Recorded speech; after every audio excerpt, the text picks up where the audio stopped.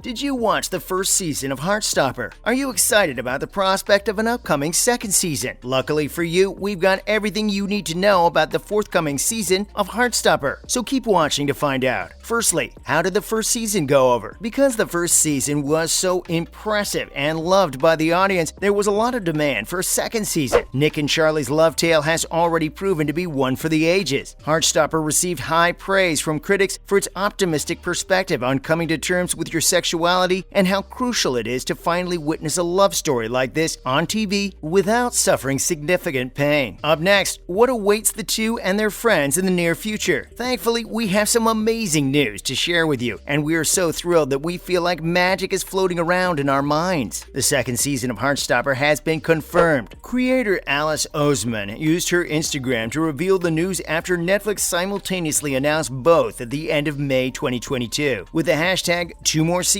Oseman uploaded a video to the social media platform in which she can be seen drawing a comic book version of Nick and Charlie. Heartstopper was officially renewed for Season 2 by Netflix on May 20th, nearly a whole month after its debut. The coming-of-age LGBT British rom-com series is based on Alice Oseman's graphic novel and webcomic series of the same name. Heartstopper, one of Netflix's best-reviewed shows, has garnered praise from critics for its accurate portrayal of young LGBTQ people.